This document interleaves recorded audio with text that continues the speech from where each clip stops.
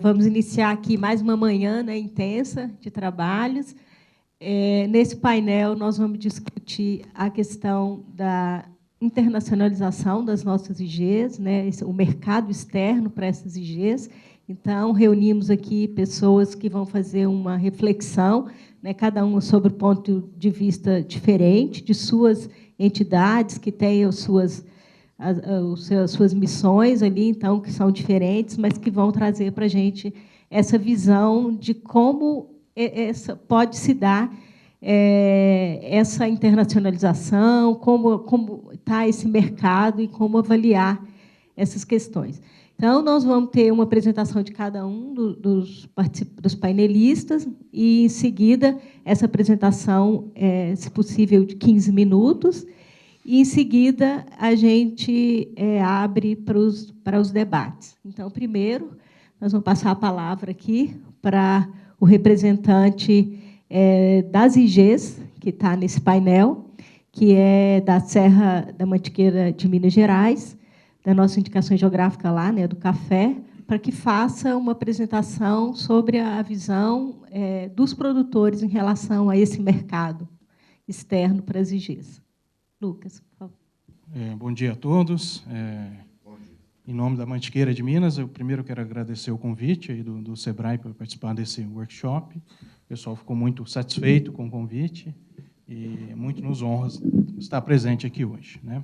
Então, vou passar rapidamente a apresentação e falar um pouquinho da história da Mantiqueira de Minas. E eu gostei muito do que a dona Ana comentou ontem, porque a história da indicação geográfica Mantiqueira de Minas, ela se inicia não com uma cooperativa que fez um movimento, não com um órgão governamental que incentivou a criação, mas ela foi demandada originalmente pelos produtores da região da Mantiqueira. Então, a gente, só contextualizando, a gente está localizado ali na Serra da Mantiqueira, a face de Minas Gerais, a Serra da Mantiqueira. A Serra da Mantiqueira faz a divisa ali Minas Gerais, São Paulo e Rio de Janeiro, perto ali do Circuito das Águas, ali de Caxambu, São Lourenço, que o pessoal conhece. Normalmente, a gente está falando das altitudes variando entre 900 até 1.500 metros de altitude, e já existia uma tradição de séculos de produção de café. Há mais de um século já existia produção de café na região. Só contextualizando a localização aí. A região é basicamente 25 municípios, cerca de 8.000 produtores. Grande parte desses produtores são pequenos produtores, com áreas menores do que 10 hectares, 80% desse pessoal. Uma área total em produção, cerca de 50.000 hectares de café, com uma produção total anual um pouco mais de 1.300.000 sacas, média. Então, o que aconteceu? Em 1997, assim como hoje, nós estamos também passando por uma crise grave de preços no café. Em 97, estávamos vivendo uma outra grave crise de preços no café. E a região é uma região montanhosa de serra, onde a mecanização é praticamente impossível. Então, é uma região que demanda mão de obra intensiva nos trabalhos. Isso, obviamente, com o desenvolvimento do Brasil, com as políticas de reajuste do salário mínimo acima da inflação, houve todo um encarecimento do custo de produção e a região realmente ficou em dificuldade. E aí os produtores da região se associaram, criaram a Procam, para tentar buscar alternativas de, ok, o que nós vamos fazer? Como é que nós vamos sobreviver nesse novo mercado? E, baseado nisso, criou-se esse plano estratégico, que foi, basicamente, no que nós somos diferenciados, o que nós conseguimos trazer de diferente de outras regiões. Nós já tínhamos conhecimento e buscamos focar na qualidade dos cafés. Então, o foco da Procam, naquele momento, antes de Mantiqueira de Minas, era fomentar a produção de qualidade, de café de qualidade. Então, para isso, vamos capacitar os produtores e incentivá-los a investir na produção de café de qualidade. Com isso, já a consequência desse investimento, desse trabalho, desse foco em qualidade, os cafés da região começaram a ganhar muitos concursos e foi dando mais notoriedade ainda à região, como uma região produtora de café de qualidade.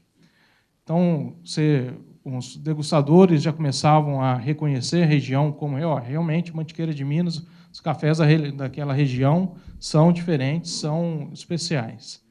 E criou-se, então, começou-se a entender que deveria se fazer essa proteção da indicação geográfica da região. Então, entrou-se com o pedido da IP, da indicação geográfica, em 2009, né? E, na verdade, 2006, se eu não me engano. Em 2009 ela foi aprovada, e em 2011 ela foi aprovada. Em 2009, antes da IP for aprovada ainda, a gente já iniciou um trabalho para embasar, garantir o embasamento técnico de estabelecer uma DO na região. Então, a gente não só quis definir a região como uma indicação geográfica, mas a gente também já, em paralelo, começou a fazer um trabalho para definir aquela região como uma denominação de origem controlada. Então, foram 4 anos de trabalho com parcerias aí com o SEBRAE, UFLA, levantamento técnico, científicos, comprovando por que a região realmente produz cafés diferenciados. Em paralelo, esse projeto com o SEBRAE, ele nos possibilitou, cada dia mais, capacitar os produtores, entender o porquê seria importante esse conceito de pertencimento à região da Mantiqueira de Minas e participando em diversos fóruns, tanto nacionais quanto internacionais. A partir daí, também com o incentivo do SEBRAE, começou-se a entender que, como disse, eu não recordo quem disse ontem, eu acho que foi até do Cerrado, o foco sempre mercadológico, né? E até, eu não está aqui hoje do Cerrado, mas a gente tem que agradecer, porque graças a essa parceria com o SEBRAE também, a gente conseguiu pular algumas etapas, fazendo essa troca de experiências com o pessoal do Cerrado. Então, muitas das coisas que nós desenvolvemos, das ferramentas que nós desenvolvemos, foi trocado experiência com o pessoal do Cerrado, onde eles já tinham aprendido, já tinham uma curva de aprendizado, e a gente conseguiu antecipar algumas questões. Então, a gente começou a focar, não adianta só eu ter um sentimento de pertencimento, não adianta eu falar que eu faço café de qualidade, se eu não vender esse café como café de qualidade. Então, através também do projeto junto com o SEBRAE, nós começamos a focar a exportação de café, começamos a participar de diversas feiras internacionais. Então, todas as feiras internacionais que tem de cafés especiais, nós estamos presentes. E quando a gente vai nessas feiras, nós vendemos Mantiqueira de Minas. A região é a região da Mantiqueira de Minas. Eu tento não vender o café, nós vamos falar um pouquinho mais para frente, mas a Mantiqueira de Minas é uma junção hoje de 3 cooperativas da região, e nós não tentamos vender cooperativas separadas, nós vendemos a Mantiqueira de Minas como um todo. Toda a prospecção de mercado, toda a negociação é feita, às vezes, de forma individual por cada cooperativa, mas o que se está vendendo, qual a imagem que está se vendendo lá fora, é uma imagem única da Mantiqueira de Minas. Vamos passar um pouquinho mais rápido. Então, a gente já atuou em diversas feiras, já tem um relacionamento muito grande com o mercado internacional. E só colocando um pouquinho de como é que foi a evolução dessa qualidade, que consequência daquele trabalho lá de 1997, de foco em qualidade. Então, a gente vai ver aqui um gráfico de evolução de qualidade. Basicamente, a barrinha cinza são os cafés que não são considerados cafés especiais pela Associação de Cafés Especiais do Mundo, que é abaixo de 80 pontos. A partir da barrinha laranja seriam os cafés considerados especiais, de 80 a 82, de 83 a 84, de 80 a 83, de 84 a 86 e de 87 em diante. Então, você vê claramente uma evolução da qualidade da região. Isso porque A região já produz café de qualidade, é natural da região produzir café de qualidade, mas, para quem não conhece um pouquinho do café, a natureza, o microclima te favorece aquela qualidade. Mas, se no pós-colheita, depois que você tirar o fruto da árvore, você não tiver alguns cuidados especiais, você pode perder aquela qualidade. Então, todo esse conhecimento, toda essa tecnologia, toda essa capacitação que foi dada aos produtores, tem se demonstrado aí claramente que eles estão colhendo esses frutos, né? E isso também nos dá uma garantia maior de fornecimento de café de qualidade para os nossos compradores lá fora, que é uma das dificuldades. Nós somos uma região pequena. Quando a gente fala das 3 cooperativas juntos, nós estamos falando em torno de 500 mil de sacas. Então, isso no mercado de café é insignificante, é bem pequeno mesmo. Só quando a gente fala de cafés especiais, cafés de nicho, aí já começa a ficar um pouquinho mais representativo. E quando a gente começa a demonstrar que essa qualidade é constante e cada vez melhor, então isso dá uma tranquilidade, uma garantia de fornecimento para os nossos compradores lá fora muito importante. Sentimento nosso, que o mercado nacional ainda valoriza pouco as EGs. A gente tem atuação tanto nacional, nos cafés especiais, quanto internacional. Mercados maduros, como o mercado da Comunidade Europeia, valorizam muito mais as identificações geográficas. Mercados asiáticos ainda nem tanto. Então, eu acho que temos um trabalho muito grande a desenvolver junto à Apex. A Apex tem apoiado, tem um trabalho com café especial muito importante. Uma parceria com a Associação Brasileira de Cafés Especiais, que faz a promoção desses cafés em todas as feiras internacionais, um trabalho assim, que tem trazido um reconhecimento para o Brasil, não só a Mantiqueira de Minas, mas para o Brasil como produtor de cafés especiais, não apenas café commodity, de extrema relevância, e que a gente fica, quando a gente escuta os buchichos aí de movimentações políticas, aí a gente fica muito preocupado, porque hoje o café especial do Brasil ele está muito amparado pelos projetos da Apex. Então, a gente tem que agradecer aqui de público o trabalho da Apex e continuar contando com esse trabalho. Eu acho que vamos contar também com o mapa logo mais também. Então, a gente tem trabalhado muito forte a divulgação de mídias sociais. Essas viagens com a Apex nos possibilita também fazer os contatos e trazer os consumidores desses cafés aqui no Brasil. Eles adoram vir na época de colheita, acompanhar todo o processo produtivo. E esse café especial ele é muito vendido à base de relacionamento. Então, esse contato com os compradores lá fora possibilita a gente criar esse vínculo. E, a partir do momento que eles vêm aqui na região, vêm toda a seriedade do trabalho, toda a garantia de procedimento, todo controle rígido que a gente tem de garantia daquele café realmente se adequa aos padrões de qualidade, isso dá cada vez mais confiança e tem trazido grandes frutos para a região. Temos que continuar trabalhando o senso de pertencimento, é uma das grandes dificuldades que a gente ainda encontra, que os produtores sintam pertencentes à região da Mantiqueira e tenham orgulho de falar Mantiqueira de Minas. Todos os cafés que são exportados hoje pelas cooperativas, eles recebem o selo da Mantiqueira de Minas.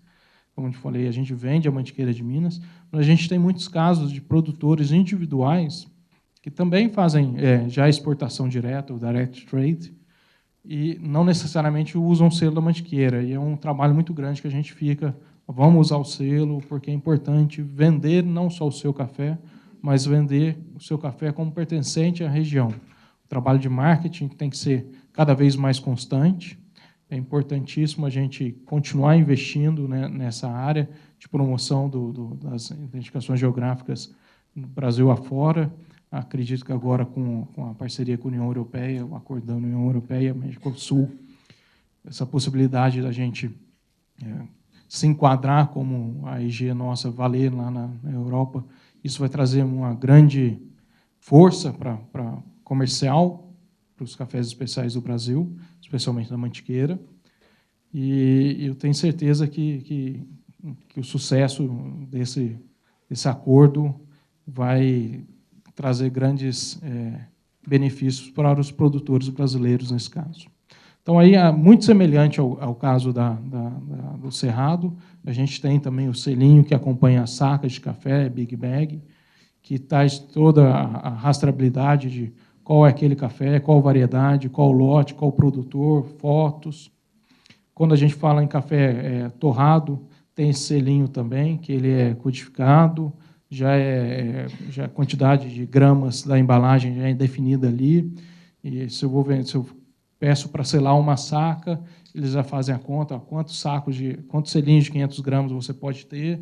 Então, é muito controlado isso mesmo, para não ter desvio, para não estar, vamos dizer, não ter ninguém burlando a regra, né? Essa é a nossa grande preocupação, que a gente já teve casos que a gente sabe de clientes na Europa, inclusive, que compraram 1, 2 vezes café da Mantiqueira, mas não compram mais, mas a gente sabe que está vendendo lá na torrefação. Como diz o nosso amigo do mate, lição de casa. Trazendo um pouquinho de histórico, hoje a gente já exportou 135 mil sacas de 60 quilos com o selo da Mantiqueira de Minas. Isso para a região, basicamente, foi nos últimos 4, 5 anos. Nos últimos 5 anos, a gente tem tido uma evolução muito grande na exportação de café. No último ano, cerca de 48 mil sacas foram exportadas.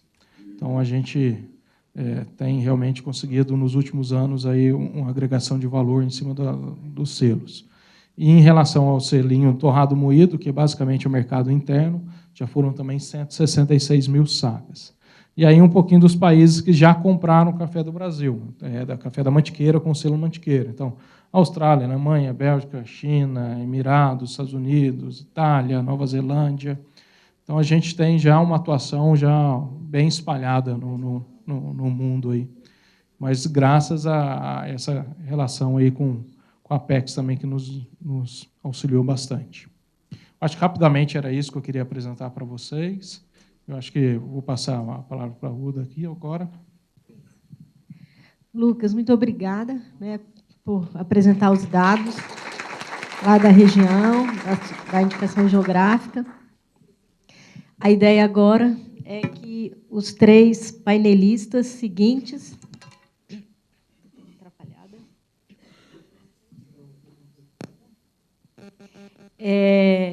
do Apex, o MAPA e Ministério da Economia, que abordem as seguintes questões. O que sua entidade faz para a promoção de produtos brasileiros no exterior? Na sua avaliação, o mercado reconhece e valoriza os produtos com IG? Quais os maiores desafios para exportar produtos com indicação geográfica? E o que a sua entidade pode contribuir para frente, né, para promover as IGs brasileiras no exterior? O que ainda não é feito e o que pode ser feito. Então, nós pedimos aos 3 painelistas seguintes que abordem essas questões e tragam respostas de suas entidades, da sua percepção individual, às vezes, para que a gente possa fomentar esse debate. Então, vamos passar a palavra aqui, agora, para o nosso representante da Apex, Vinícius. Muito obrigado. Vou levantar, porque eu não consigo ficar sentado quando a gente está falando. Basicamente, a Apex atua em 3 eixos estratégicos. Assim. Ela nasce da promoção das exportações, inclusive dentro do SEBRAE, então, obrigado. Com o passar do tempo, a gente agrega mais inteligência de mercado para nortear o conjunto de setores que a gente vinha trabalhando.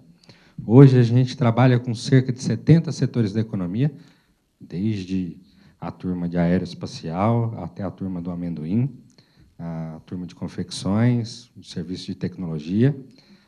Em todos esses segmentos, a gente tem uns mais, outros menos, o aporte importante e relevante das indicações geográficas na organização do setor dentro da oferta brasileira exportável. Mais recentemente, a gente começa a trabalhar de 2015 para frente, a gente começa a trabalhar muito fortemente com a pauta de atração de investimentos estrangeiros e também com a internacionalização de empresas brasileiras. Em um mundo em que a perspectiva é cada vez com que o produtor, né, o ofertante, esteja mais próximo do seu consumidor, a gente julgou que estimular e apoiar a internacionalização das empresas brasileiras, ou seja, que elas abram um escritório de representação comercial, que elas tenham centros de distribuição próprios, que elas estejam com operações mais próximas daqueles mercados que são relevantes para elas, que isso fazia mais sentido para, inclusive, defender as nossas exportações que já estavam alcançando números bastante relevantes.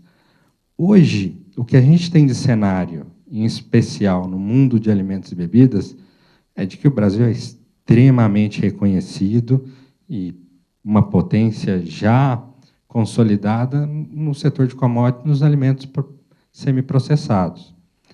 O mundo ainda não entende direito como a gente consegue fazer, conseguiu produzir alimentos de forma tão rápida e tão competente, e essa é uma das pautas de diálogo entre a União Europeia e Brasil, mas, essencialmente, a gente também tem uma indústria e uma agroindústria que processa os alimentos e que torna eles com produto de maior valor agregado.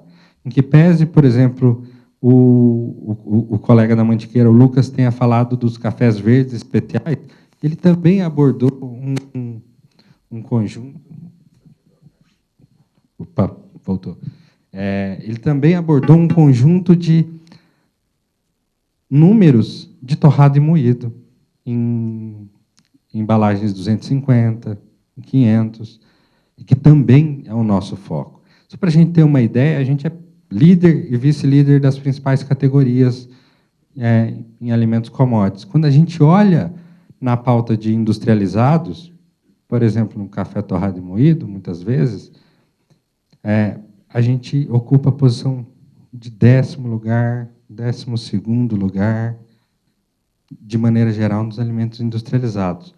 Ou seja, a gente ainda tem um desafio muito grande em poder conversar com o mundo e convencer o mundo acerca da agregação de valor nos alimentos brasileiros, na oferta exportável brasileira. E a IG é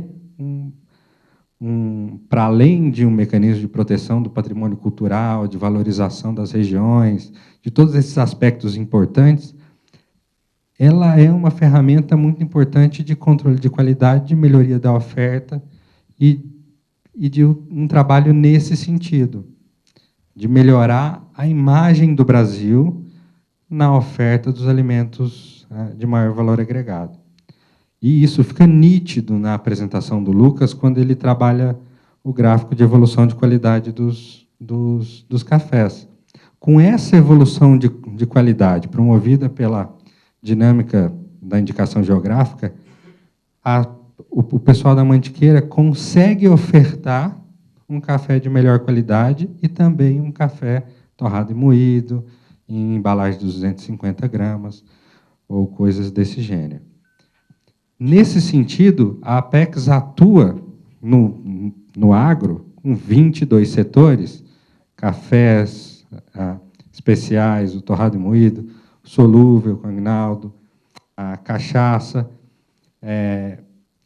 e todos, a maioria desses setores apresentam lácteos, apresentam seu conjunto de cooperativas ou empresas que trabalham com IG, sejam com indicação de procedência ou mesmo denominação de origem.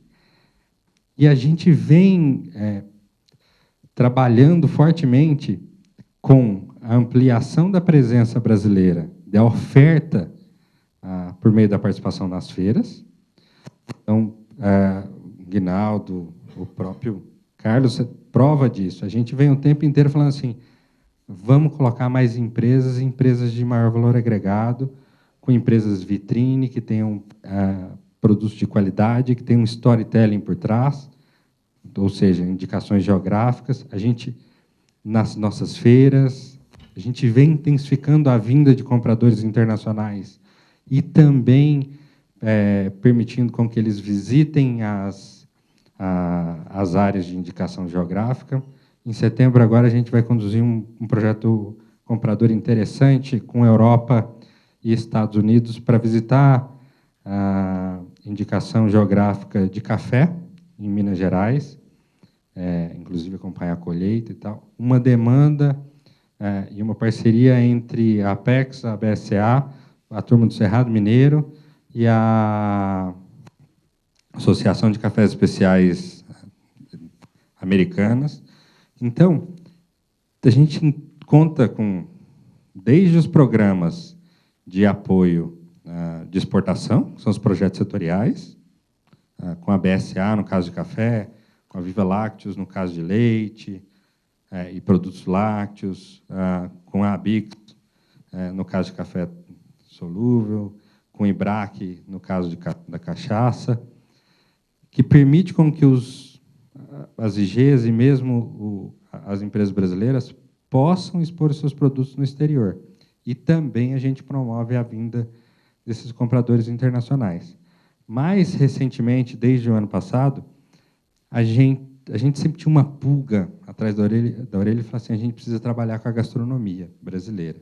E a gente precisa trabalhar com isso de uma forma que seja essencial, que permita com que a gente tenha ganhos de imagem, que é um componente importante para o trabalho das IGs também, mas também que a gente possa permitir com que se desenvolva comercialmente, que não seja apenas turismo, que não é o nosso negócio, é importante, mas não é o nosso negócio, mas que a gente possa trabalhar também com o resgate do patrimônio cultural brasileiro. E desde o ano passado, a gente lançou um manifesto da gastronomia, com os principais chefes brasileiros assinando, e a gente vem trabalhando com um conjunto de produtos, seja da biodiversidade brasileira, ou seja, de produtos que realcem o patrimônio cultural brasileiro. Em feiras internacionais, como o CIRRA, na França, em algumas outras atividades de mídia e de imagem, permitindo com que a gente possa atacar uma das dificuldades que o Lucas apontou, que, na minha opinião, é uma grande dificuldade, que é o desconhecimento. Muitas vezes, o comércio não se dá por puro desconhecimento. E as IGs, elas oferecem respostas importantes para problemas reais que a gente vem sentindo nas negociações. Cada vez mais o consumidor, ele quer saber como é produzido, como é embalado, como é entregue, antes de consumir, principalmente o consumidor europeu. Mas também o consumidor chinês, também o consumidor americano e até mesmo latino-americano. Essa vem sendo uma preocupação cada vez mais recente. E com uma ferramenta que vem crescendo, que é o do comércio eletrônico. A gente vem, nos últimos 2 anos, a gente vem estimulando os nossos setores e as atividades com a China. E a gente vem se espantando absurdamente como a dinâmica do comércio eletrônico na China, ela consegue surpreender até mesmo o agro brasileiro. No Alibaba, na versão alimentar do Alibaba, se é possível pedir um corte de bife brasileiro a ser entregue em casa. Um marketplace específico para produtos com frutas cortadas, como as carnes específicas. E, nesse sentido, a gente tem um espaço incrível para trabalhar as IGs no mundo do e-commerce, em que a gente tem mais possibilidade de apresentar os produtos com uma história e com fortalecimento de todas essas dinâmicas. Então, hoje, a Apex vem dedicando parte do seu esforço, do tempo e do seu dinheiro, em deslocar parte da nosso olhar a respeito da promoção comercial para os produtos tradicionais, para os produtos de maior valor agregado, que vão nos ajudar a construir uma imagem e entregar para a União Europeia, aos outros mercados, uma proposta de valor, de rastreabilidade, controle de qualidade, de produto de alto valor nutricional. E, desse modo, respondendo a algumas das principais questões em debate, inclusive no acordo União Europeia-Mercosul, e até mesmo assim, tá bom, assinou o acordo, o que a gente faz no dia seguinte? Que, na nossa opinião, é uma preocupação latente. Tá bom, a gente assim, a gente vem acompanhando os setores, a discussão se dá muito em torno. Ontem mesmo eu tive uma longa conversa com o setor de cacau e chocolate a respeito da negociação e da oferta técnica. Assim, a gente queria muito regras de origem, inclusive valorizar algumas IGs, o cacau do sul da Bahia, só que não fez muito sentido. Só que, para o nosso setor de vinhos, a contra-oferta da União Europeia é fortemente baseada em IGs e em regras de origem. Para o nosso setor de lácteos, a oferta é muito fortemente calcada nessa dinâmica de valorização do produto, inclusive proibindo a utilização de alguns nomes, como gorgonzola, parmesão, no mercado brasileiro, após a assinatura do acordo em si. Então, esse tema do acordo, inclusive, nos faz olhar para o nosso mercado interno e ver como a nossa oferta produtiva está organizada para a concorrência que virá no dia seguinte, primeiro ponto. E o segundo ponto é esse esforço que a gente tem que continuar para melhorar a oferta brasileira e a imagem dos produtos brasileiros, sejam eles agroalimentares ou não. E, nesse sentido, a Apex conta com programas de capacitação,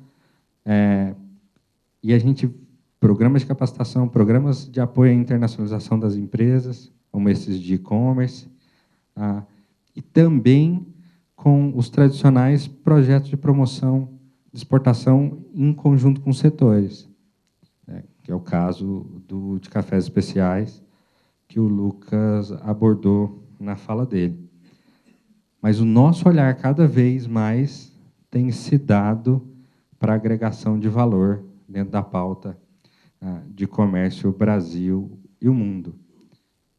E esses mecanismos das indicações geográficas é uma resposta inteligente e eficiente para esse problema que está posto na mesa, de como fazer com que o mundo reconheça os produtos brasileiros como nós reconhecemos, inclusive, ou devíamos reconhecer, por meio desse trabalho super interessante realizado com as indicações geográficas. A gente ainda tem um longo caminho pela frente, inclusive interno, no processo de reconhecimento das indicações e no aumento delas, mas com a massa crítica que a gente já vem fazendo um trabalho importante nesse sentido. Então, eu convidaria a todos vocês que pudessem entrar no site da Apex, conhecer os setores que a gente atende, e qualquer que seja um empresário, peça para que eles nos procurem, que a gente vai indicar uma solução mais adequada para que eles possam participar de algumas das nossas atividades de promoção, seja recebendo algum comprador no Brasil, ou seja participando de uma das cerca de 1.000 ações de promoção comercial que a gente executa durante todo o ano. Eu tentei ser de maneira mais sintética, mas abordar todos os pontos, e agradeço a todos pela paciência e pelo carinho da escuta desse momento. Obrigado. Obrigada, Vinícius. A gente enxerga muitas oportunidades nessa parceria com a Apex, as indicações geográficas, para que a gente possa realmente ampliar aí essa participação desses produtores que são pequenos, mas que juntos podem representar bem e, né, e enfrentar lá esse mercado externo. Agora, nós vamos passar a palavra para o representante do Ministério da Economia, nosso parceiro no projeto, Miguel Carvalho. Bom dia a todos. Meu nome é Miguel, sou da Subsecretaria de Inovação do Ministério da Economia. Tenho acompanhado o projeto do Diálogo Setoriais de Indicações Geográficas, liderado pelo MAPA desde o início. Excelente trabalho. Parabenizar mais uma vez a coordenação de indicações geográficas, a Patrícia, a Débora, e todo o apoio do SEBRAE e participação do NPI. Foi muito bom o trabalho. Bom, vou apresentar um pouco a nossa perspectiva de indicações geográficas, o nosso trabalho lá no Ministério, como que a gente pode ajudar nas questões de exportação. Bom, na Subsecretaria de Inovação, a nossa responsabilidade é formular políticas de propriedade intelectual e também nós trabalhamos como a Secretaria Executiva do Grupo Interministerial de Propriedade Intelectual.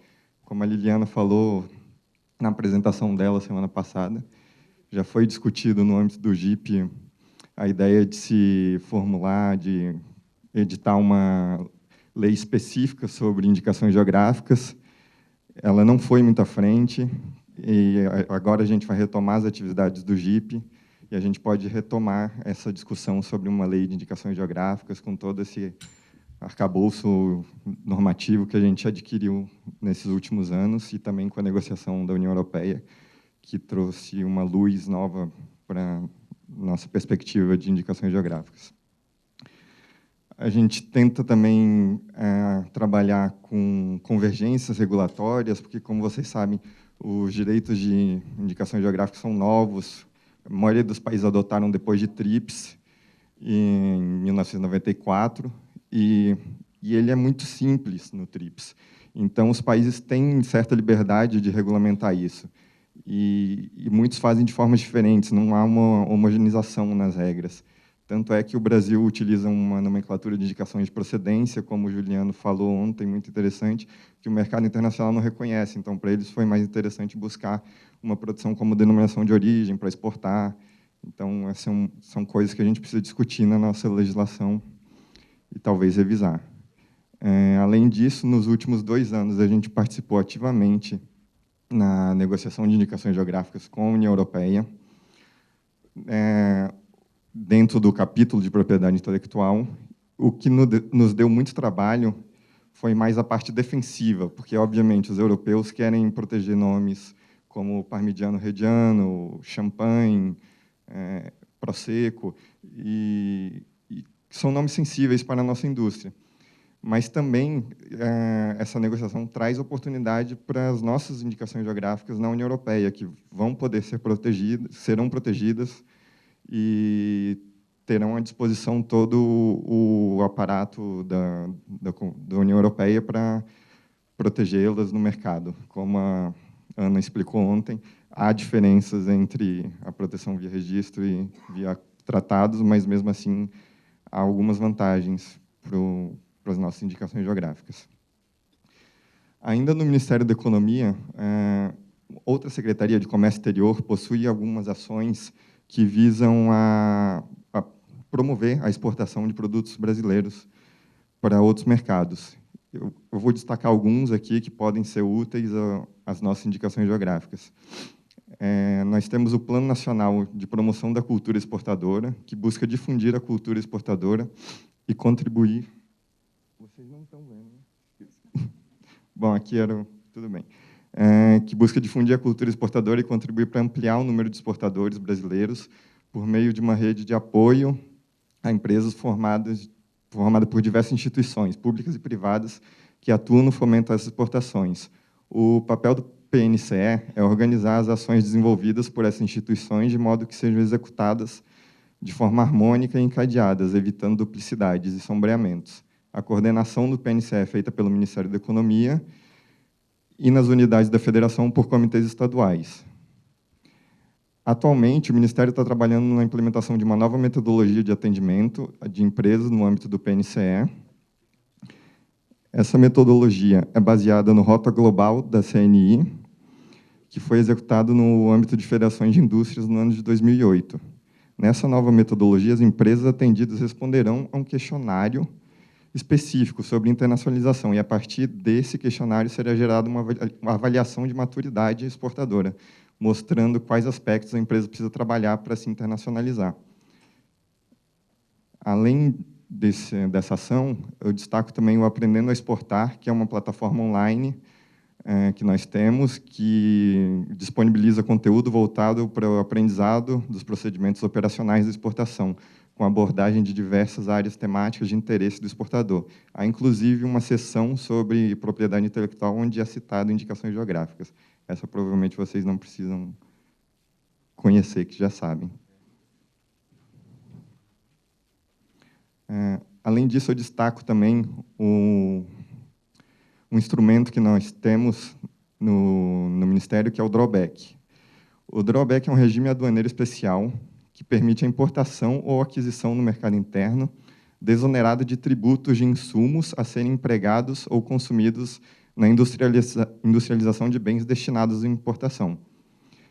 Nós temos dois tipos de drawback. O drawback suspensão, que ele suspende os tributos incidentes na importação ou compra no mercado interno, que servirão de insumos empregados na industrialização de algum produto que vai ser exportado. Então, ele suspende o imposto de uma exportação futura. A suspensão se converte em isenção com a efetiva exportação do produto. E o drawback isenção, ele isenta de tributos a importação ou compra também no mercado interno de mercadorias equivalentes a empregados ou consumidas na industrialização de um produto que já foi exportado.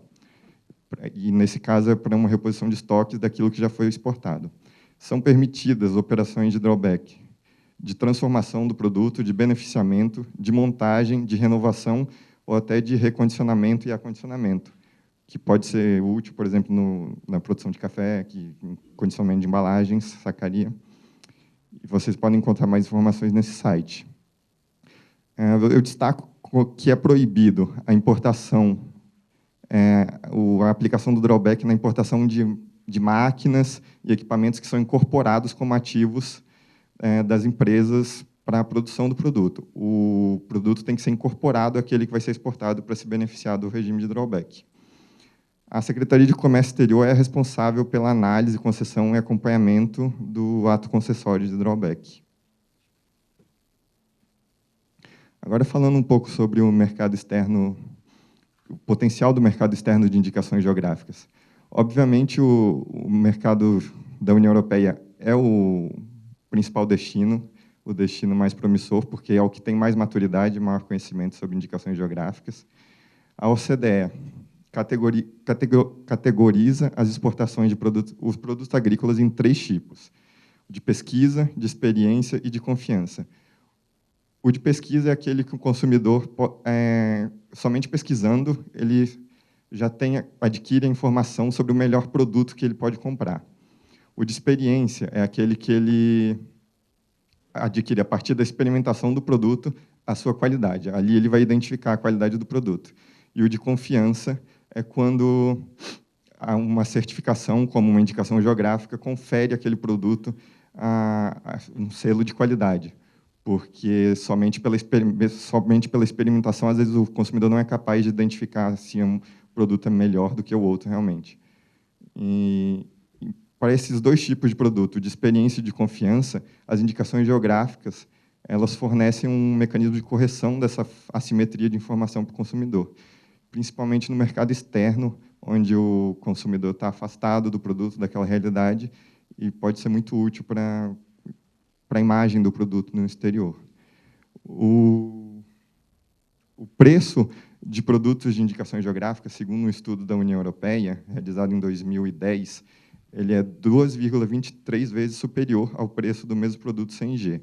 Então, a gente tem esse ganho com a indicação geográfica. A Europa é o destino com maior potencial, como eu disse, porque a Ana está fazendo assim, porque estabelecer a indicação geográfica, manter a indicação geográfica, você tem um custo. Então,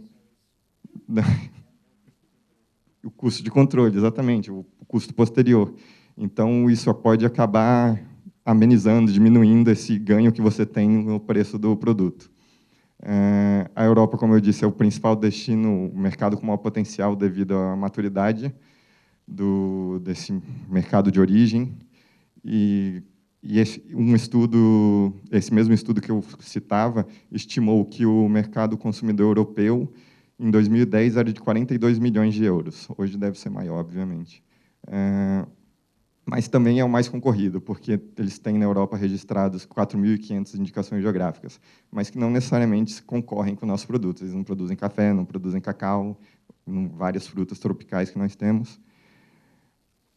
E eu chamo a atenção também para um dado que eu acho muito legal, que eles indicam que 10 IGs da União Europeia representam 28% das vendas no mercado interno europeu.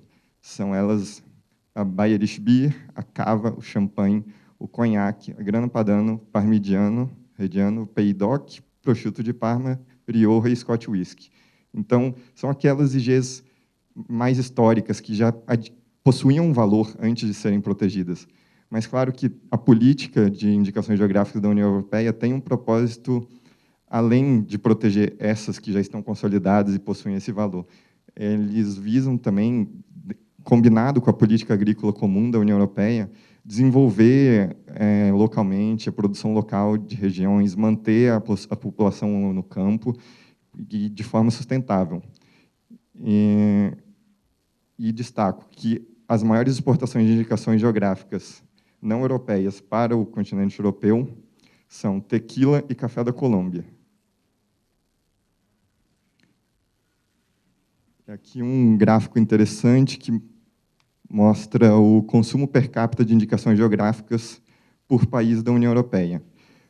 Como a gente já sabe, é óbvio, os maiores mercados são o francês, o italiano, o português, o espanhol. Mas é interessante notar que em mercados consolidados, nesses maiores, como o francês, o italiano e o espanhol, o consumo de indicações geográficas são principalmente daquelas produzidas no próprio país. E eles, mesmo da União Europeia, importam um pouco de outros países. Alguns países menores, como Luxemburgo, Portugal, Bélgica, Holanda, Reino Unido não é menor, mas tem uma tradição menor em indicações geográficas, importam muito mais de outros países, mesmo da União Europeia. O dado que eles têm é que 60% das indicações geográficas comercializadas dentro da União Europeia são produzidas dentro dos próprios países, 20% provém de outros países da União Europeia e 20% provém de terceiros países fora da União Europeia. Como é o mercado externo em outros países fora da União Europeia? No mundo, a maioria dos países protege indicações geográficas, todos aqueles que são membros da OMC, seja por um sistema sui generis ou através de marcas. Alguns destinos importantes de exportações agrícolas brasileiras, como a China, convivem 3 sistemas de proteção, que seria a contraparte do INPI, que é a SAIC, um outro sistema de proteção da ASIC, que é como se fosse uma Anvisa, certificando um método de supervisão e qualidade, e também há um sistema do Ministério da Agricultura. Então, a existência de 3 sistemas gera certa confusão sobre em qual o usuário, o agente, deve buscar a proteção. Mas na China, o Instituto da Indicação Geográfica avança rapidamente, eles já têm mais de 3.000 indicações geográficas registradas, estão próximos da União Europeia, mas não é um mercado tão consolidado como o europeu. Nos Estados Unidos, como vocês sabem, ele não protegem de forma sui generis, mas através de marcas de certificação e, às vezes, como marcas coletivas. São estimados que, dessas marcas que têm alguma correlação com seria uma espécie de indicação geográfica, há cerca de 1.000 protegidas nos Estados Unidos, mas é sempre Quantas são, Ana? O sentido é diferente. As marcas de certificação não são propriedade do território ou dos produtores do território, são propriedade das empresas certificadoras. E aí vira tudo ao contrário. Mas De qualquer forma, o mercado americano é sempre um mercado atrativo, sua alta renda e diversificação. O maior volume de exportação da União Europeia é para os Estados Unidos, estimado em 3,4 bilhões de exportações para os Estados Unidos. E, se eu me recordo bem, os outros destinos principais de exportações da União Europeia de indicação geográfica são Canadá, Singapura, não vou me recordar o último. Um outro mercado interessante para o Brasil, que sempre no topo, é o da Rússia. Eles estão implementando uma reforma no seu sistema de indicações geográficas, depois da adesão deles ao OMC, em 2012, se eu não me engano. E antes parece que eles protegiam somente denominações de origem, de formas mais restritas, que toda a produção precisava ser dentro da área geográfica, mas agora estão instituindo também um sistema de indicações geográficas mais flexível. E, claro, o mercado da América Latina, que nós nunca podemos ignorar, que é o nosso mercado natural, devido à proximidade geográfica e também cultural, e alguns produtos, por exemplo, o doce de Pelotas, que dificilmente poderia ser exportado para a Europa, não vejo por que não ser exportado para o Uruguai ou para a Argentina. Como o nosso colega da São Mateus dizia ontem, eles têm interesse no mercado uruguaio, é sempre essa afinidade nossa é sempre importante e atrativa para as nossas exportações. Os desafios que nós temos no mercado externo e oportunidades. Bom, 90% das indicações geográficas registradas no mundo são de países da OCDE. Então, os países em desenvolvimento têm um grande potencial de indicações para registrar e proteger suas indicações geográficas ainda.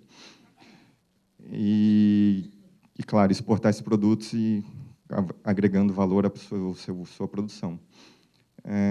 As dificuldades que eu enxergo. Proteção das indicações geográficas em terceiros mercados. Como vocês sabem, a indicação geográfica, como qualquer direito de propriedade intelectual, é territorial, então deve ser protegido em cada país, deve ser registrado em cada país. Tem que registrar aqui no INPI, e já é difícil, imagine como é difícil registrar em outros países. Com devida distância, desconhecimento das normas, e nós não temos um sistema consolidado como o de marcas, que é o Protocolo de Madrid, que facilita o registro internacional de marcas. Existe o Acordo de Lisboa, mas ele só tem 29 membros, não tem uma abrangência. Mas, com o tempo, ele vai ganhar atração, essa é a expectativa. Mais membros vão aderir. Outra dificuldade que eu enxergo são sistemas de controle e rastreabilidade, que a União Europeia, por exemplo, exige que as indicações geográficas tenham um controle de terceira parte, um controle oficial para serem inseridas no seu mercado, protegidas dessa forma. E a gente sabe que no Brasil algumas não os têm, então essa é uma dificuldade. Regras sanitárias, que o Rafael vai falar melhor do que eu daqui a pouco. Posicionamento do produto no mercado estrangeiro é uma dificuldade que eu vejo muito grande da nossa parte, porque as nossas indicações geográficas, com exceção da cachaça, são locais, são regionais, elas geralmente não se beneficiam da imagem do Brasil, que tem uma projeção muito grande da marca Brasil, mas as nossas indicações geográficas, por exemplo, Cerrado Mineiro, muitas pessoas, quem conhece que é Minas Gerais? Poucas pessoas, mesmo o consumidor da União Europeia, dos Estados Unidos, que é bem educado, é difícil conhecer localidades específicas no Brasil. E por isso que eu vejo que o Café da Colômbia consegue essa projeção tão grande em mercados como o europeu e a gente tem uma maior dificuldade. E aí entra também aquela discussão que a gente teve no âmbito dos diálogos setoriais, da instituição de um selo único de indicação geográfica, como tem a União Europeia, facilitaria essa divulgação dos nossos produtos. Mas é um instrumento que precisa ser amadurecido e discutido ainda. E, por fim, tem a questão, depois que você consegue se inserir no mercado estrangeiro, você vai ter que fazer um monitoramento do uso da sua indicação geográfica no mercado. E isso, obviamente, é custoso. Como dizia o Juliano ontem, ele tem advogado na Itália para fazer todo esse monitoramento do mercado, de como está sendo usado, de se há alguma violação ou falsificação do seu produto. Então, esse é meu e-mail, se alguém quiser entrar em contato para tirar alguma dúvida.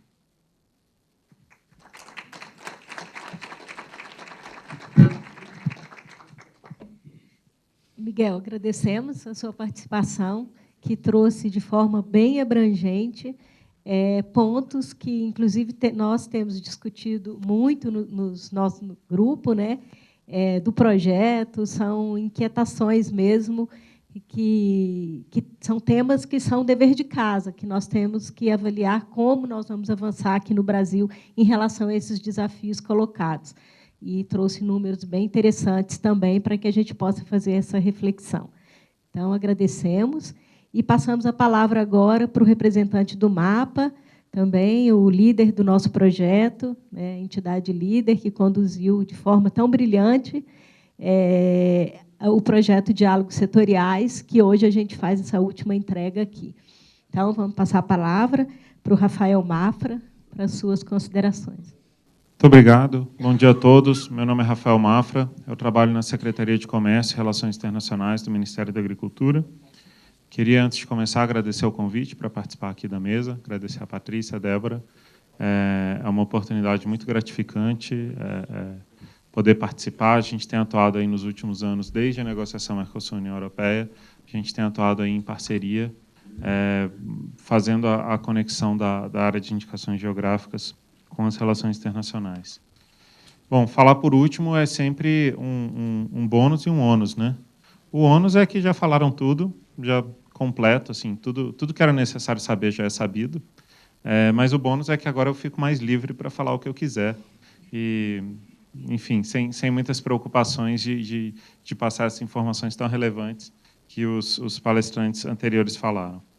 Bom, eu queria falar de 3 aspectos importantes sobre o acesso ao mercado europeu e a outros mercados para indicações geográficas. Eu vou falar em 3 partes. Primeira parte, a questão dos aspectos sanitários e fitossanitários. A segunda parte, os aspectos de indicação geográfica propriamente ditos. E a terceira parte, que já foi muito bem falada pelo Vinícius, a questão dos aspectos de imagem. Então, eu acho que esses 3 aspectos eles reúnem um conjunto que permite a gente entender como é possível acessar esses mercados. A primeira parte, a questão de aspectos sanitários e fitossanitários, ela é muito importante porque ela é a que dá efetivamente acesso ao mercado.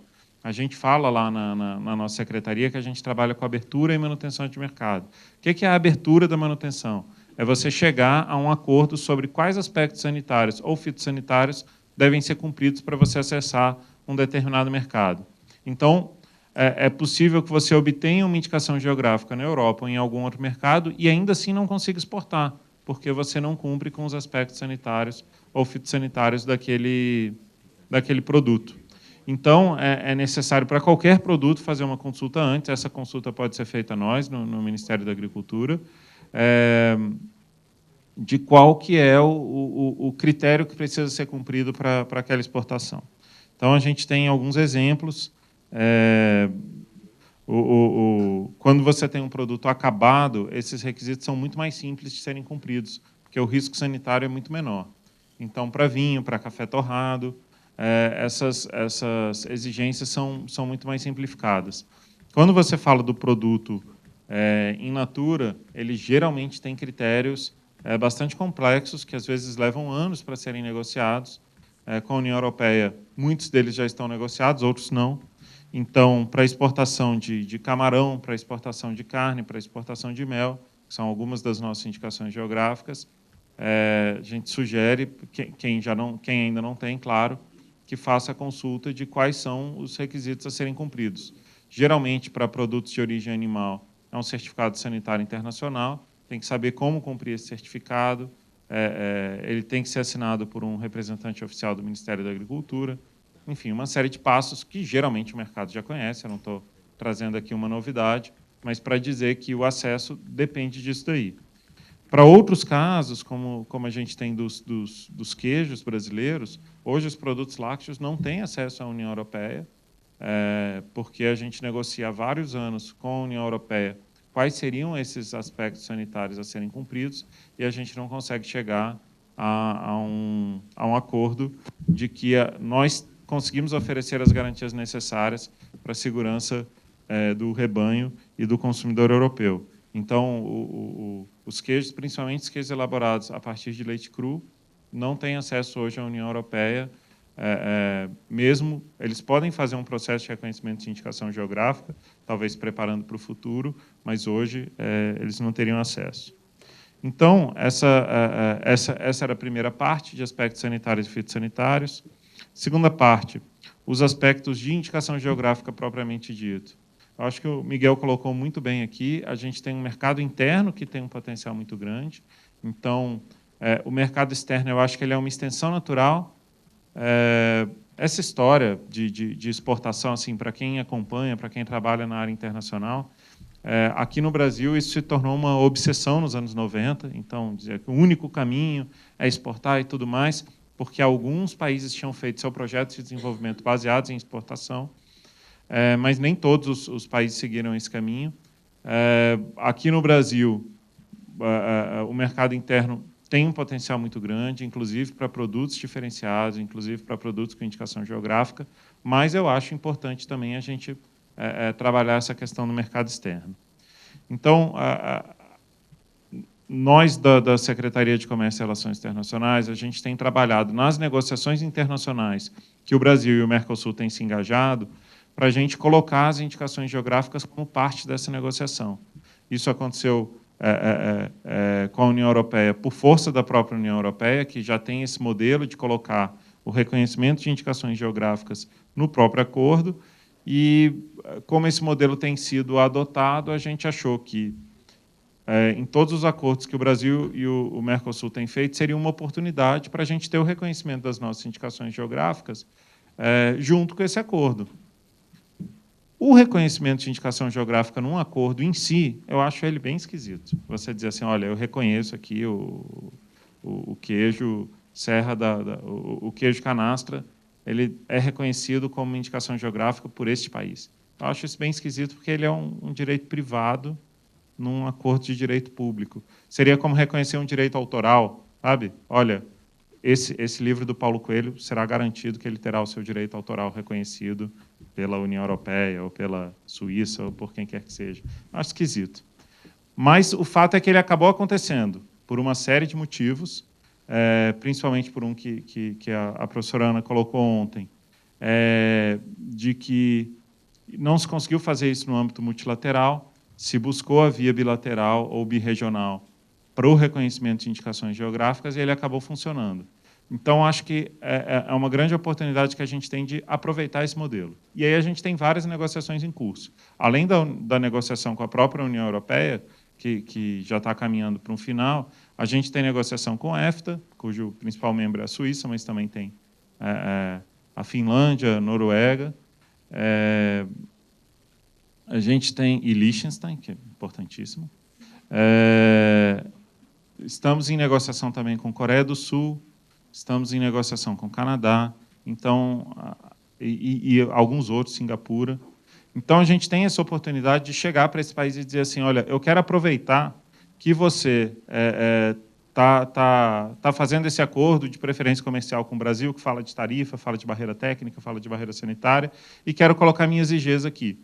A gente tem feito isso meio que de forma autônoma. A gente fala, bom, naturalmente não vai ser um prejuízo para nenhuma indicação geográfica reconhecida no Brasil estar reconhecida também no exterior.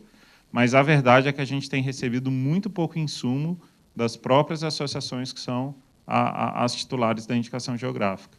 O pessoal não chega para a gente e fala assim, olha, eu queria ter isso reconhecido também na Suíça, eu queria ter isso reconhecido também em Singapura. Olha, eu tenho aqui os elementos para você pleitear o meu reconhecimento. A gente não tem recebido. A gente tem levado de forma autônoma, vai ter um resultado, naturalmente, talvez a gente consiga esse reconhecimento, que é importante, mas esse resultado poderia ser potencializado se a gente recebesse mais informações ou apenas uma simples carta de manifestação de interesse. Olha, soubemos que estão em curso as seguintes negociações e temos interesse que a nossa indicação geográfica seja reconhecida nesses países. Isso seria muito importante para a gente, porque isso dá força para a gente dentro da negociação.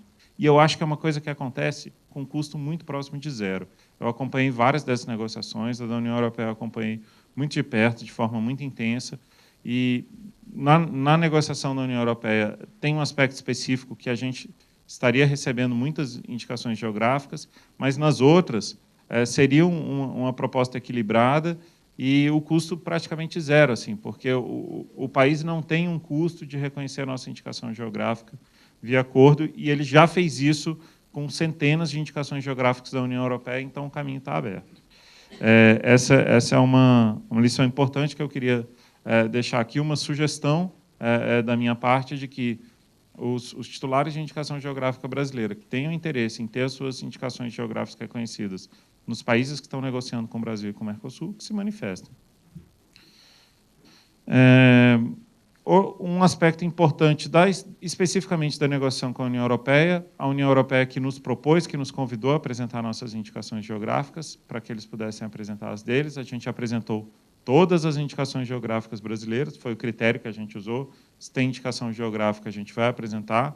Muitas delas não foram aceitas, porque não estão dentro do esquema que a União Europeia utiliza para reconhecimento. Então, serviços, artesanato, minerais, a União Europeia não reconhece. Não reconhece animais vivos também. Renda, né? Ainda, sim, ainda. A gente, inclusive, fala para a União Europeia, olha, a gente sabe que vocês ainda não reconhecem, mas vamos deixar aqui já na fila, para quando vocês reconhecerem, já entra as nossas indicações geográficas. Não é tão simples, mas a gente tentou. E causa uma diferença, que a Ana Sueiro falou ontem de maneira muito clara, mas caso alguém não estivesse aqui ou não tenha captado essa mensagem, eu acho que é importante que ela seja repetida. O reconhecimento via acordo é diferente do reconhecimento da própria União Europeia no seu procedimento normal. Então, o que a gente vai estar ganhando direito é de botar o nosso selo de indicação geográfica, que hoje não é um selo único, mas cada um tem o seu selo. Você vai poder botar esse selo e ele vai ser protegido naquele mercado com aquele selo. Mas o consumidor que vai olhar para esse produto, talvez ele sequer saiba que aquele selo é um selo de indicação geográfica.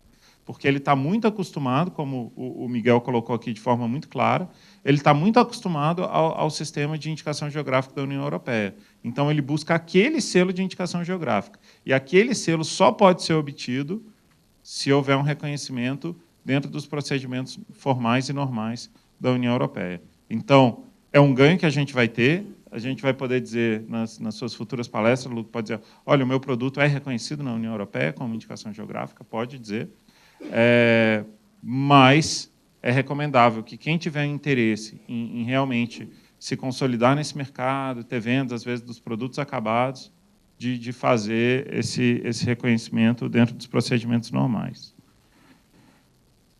E, enfim, eram 3 pontos que eu queria falar. O primeiro de aspectos sanitários, o segundo os aspectos da própria indicação geográfica e, por fim, os aspectos de imagem. O Vinícius já colocou muito bem a questão dos aspectos de imagem. Eu entendo que a imagem do Brasil no exterior ela é dúbia, porque, por um lado, existe uma imagem de um país pujante, de um país que está se projetando no mercado internacional, é líder na venda de várias commodities, de produtos semi-acabados. E, por outro lado, existe uma imagem negativa do Brasil no exterior, de desmatamento da Amazônia, de utilização de mão de obra escrava, de utilização excessiva de agrotóxicos. E quero dizer aqui, declarar que eu não concordo com essa imagem. Eu acho que o Brasil é um país que preserva, é um país que produz sem desmatar, é um país que utiliza muito menos agrotóxico do que vários países da Europa, e que dizer do Japão e da Austrália, mas existe uma guerra de narrativa hoje em curso no exterior. Existe uma guerra em que organizações não governamentais, imprensa, setor privado tentam denegrir, tentam prejudicar a imagem do Brasil no exterior. E a gente tem que combater essa imagem. É um trabalho que a Apex faz também, é um trabalho que a gente faz lá no Ministério, é um trabalho que tem muito a avançar ainda e que eu acho que as IGs jogam um papel importante aí. Porque a IG ela vai chegar mostrando que a gente tem o contato com o nosso produtor, o contato com o nosso pequeno produtor, que a gente tem um produto rastreável, um produto autêntico, um produto com características específicas muito especiais.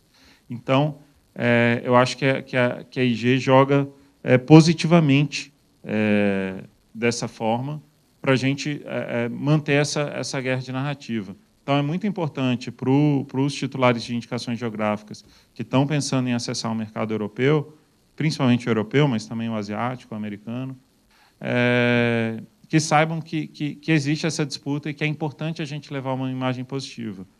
E eu diria, assim, já sofisticando ainda mais o debate, pela qualidade da audiência, a gente não precisa fazer isso criando uma oposição entre pequeno produtor e exportador de commodities, por exemplo. O Brasil atua nas duas frentes. O Brasil tem um pequeno produtor, o Brasil quer que o pequeno produtor exporte também, a gente tem um produto de nicho, a gente tem um produto especializado e a gente tem também as commodities.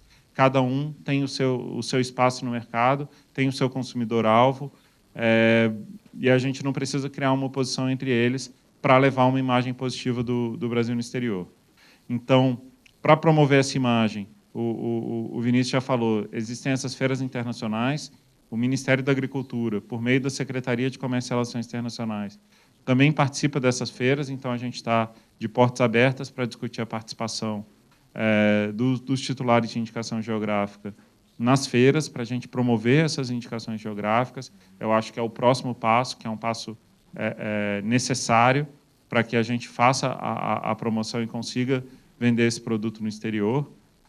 Oxalá a gente venda também aí os pacotinhos de 250 e 500 gramas. Acho que é possível, sim, acho que existe mercado.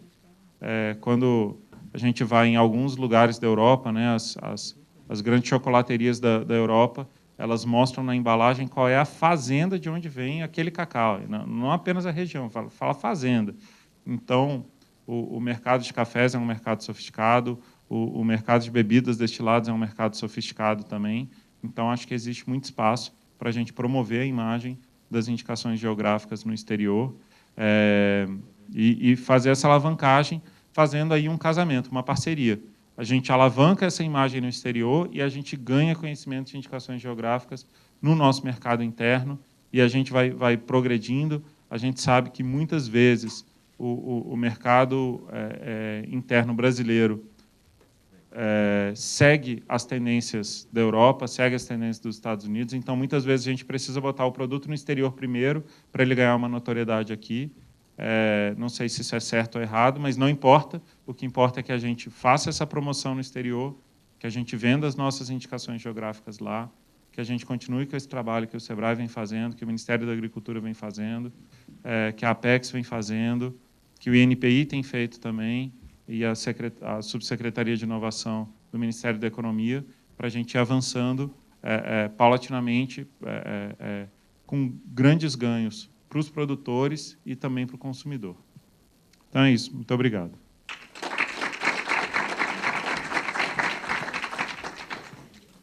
Obrigada, Rafael, pelas ótimas contribuições, excelentes reflexões, a questão dos requisitos sanitários, que são tão importantes e que a gente tem que estar atento a isso, e para cada produto específico tem os seus, né? Então, assim, foram reflexões muito oportunas. Nós vamos abrir agora para as perguntas, vamos fazer da mesma forma como fizemos ontem. Nós pedimos que cada pessoa, antes de fazer a pergunta, se identifique, o nome e a empresa, porque nós estamos fazendo essa transmissão ao vivo e nós para o sistema SEBRAE, e depois essas gravações vão estar disponíveis também para assistir pelos links, então é muito importante que a gente tenha essa identificação. Vamos lá, temos já uma pessoa para perguntar. Bom dia, meu nome é Marina, falo pela CNA, Confederação da Agricultura e Pecuária do Brasil. E eu tenho duas observações. Uma seria em relação aos Estados Unidos, né? Eles não trabalham com indicações geográficas a nível institucional, porém, quando você vai nos restaurantes, diversos restaurantes colocam lá, Pecorino DOP, vinho tal DOP.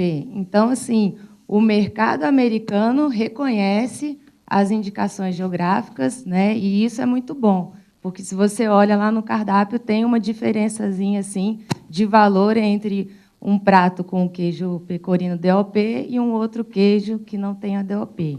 Então, aí é aquela coisa que a gente fala, o mercado já reconhece. Então, isso é muito positivo.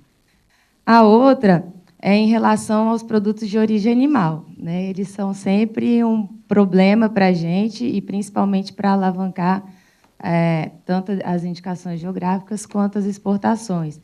E aí eu tenho o exemplo da carne do Pantanal. Né, o pessoal eles têm a indicação geográfica do carne de Pantanal, porém, quando eles vão comercializar, os produtores rurais preferem muito mais comercializar via cota Hilton para a União Europeia do que por uma denominação, né, por uma indicação geográfica.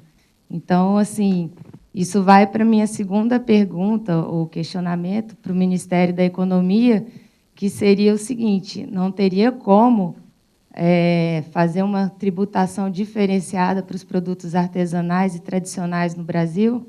Até porque, se a gente pensar em pequenos produtores, é muito complicado você fomentar toda uma cadeia de artesanal, e quando ele chega lá na ponta, a tributação dele, incidente, é uma tributação de indústria.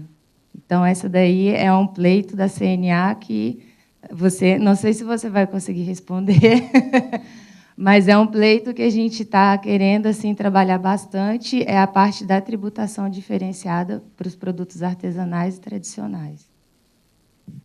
A primeira questão em relação ao reconhecimento lá nos Estados Unidos das indicações geográficas, eu vou pedir ao Miguel que responda, por ter abordado na apresentação a questão lá do registro, né? E depois a Apex também poderá fazer uma complementação, ou algum outro membro da mesa. Tudo bem, Marina, obrigado pelos comentários. Concordo plenamente com você. Apesar de os Estados Unidos não proteger indicações geográficas de forma sui generis, como a gente está acostumado no Brasil e na União Europeia, é um mercado muito diversificado e que busca esses produtos de origem com certificação. Principalmente europeu, que é o que está mais consolidado, mas com certeza tem espaço para produtos de outros países, como os cafés brasileiros, a ADO do Cerrado Mineiro, com certeza. Tem muito mercado nos Estados Unidos. E isso vale também para todos esses outros países dessa herança anglo-saxônica que tem o mesmo sistema americano, Canadá, Austrália, Nova Zelândia. Tenho certeza que todos eles reconhecem a indicação, o mercado, o consumidor reconhece as indicações geográficas, mesmo não tendo o mesmo sistema de proteção. Esse exemplo foi ótimo, Marina, porque tangibiliza bem o quanto o consumidor vem se preocupando, para além das regras e normas e questões formais, com como isso é produzido, de onde vem, como é que eu estou consumindo algo e o que isso me traz de benefício ao ferido ou estimado, né? E o quanto isso se transforma como mecanismo de marketing também importante, e também de certo sobrepreço, né? Em um mercado tão sensível à questão do marketing, da imagem como o americano, não era de se espantar que isso acontecesse de maneira tão presente. Agora, o que mais vou dizer que surpreende, é de que essas perspectivas também estão cada vez mais presentes no mercado chinês, em que não tem a formação e a cultura de consumo baseada em marketing e propaganda, publicidade, no mercado americano. Mas, cada vez mais, essas sensibilidades decorrentes do rápido crescimento econômico vêm sendo empregadas. E isso fica muito nítido, por exemplo, na diferença de consumo entre a classe média chinesa, os millennials chineses e a população de mais certa idade.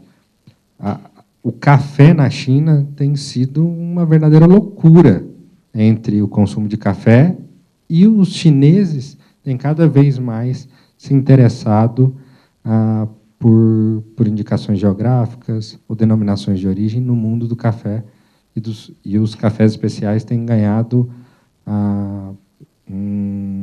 uma relevância incrível no consumo no mercado chinês. Então, essa tendência de uma relação em que o produto fala, né, na mesa do consumidor, em que ele conta uma história, é um negócio que veio realmente para ficar, e tanto do lado americano, já é uma realidade há algumas décadas, tanto do lado chinês, que são os dois motores do crescimento mundial. Queria comentar também, esse exemplo é muito feliz dos Estados Unidos, e eu acho que eles valorizam não apenas as indicações geográficas estrangeiras, como as próprias americanas, né? É muito comum você ir lá em lanchonetes, eles falarem as batatas vêm de Idaho, e é sempre de Idaho. Nem sei se são mesmo, mas eles têm isso muito presente, assim, de que as batatas de Idaho têm uma qualidade superior para fazer batata frita e tudo mais. Então, assim, ainda que o sistema oficial não siga essa forma, os consumidores seguem, né? É a mesma coisa do caso da China, assim. Eu também me surpreendo que a China valorize indicações geográficas por ser um mercado muito novo, mas os chineses sempre foram muito atentos a detalhes do que eles estão consumindo, né? Então, quando você tem reunião internacional com os chineses, eles te dão um presente e, sei lá, te dão um leque e fala assim, olha, esse leque é construído, é feito há 5.000 anos, na região não sei das quantas, e ele abanou os deuses e tal. Eles têm sempre uma história. Eu aprendi com eles, né? Na última reunião, dei uma cachaça para eles. Falei, olha, essa cachaça é envelhecida em barris de umburama, que tem propriedades medicinais e tal. Eles acharam ótimo.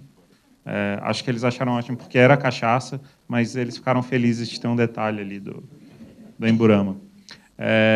E sobre a cota Hilton, realmente acho que hoje a cota Hilton paga um prêmio maior do que uma exportação com IG, mas eu não entendi de ser uma questão excludente, porque a gente poderia exportar na cota Hilton e lá na origem ser identificada como uma carne do Pantanal.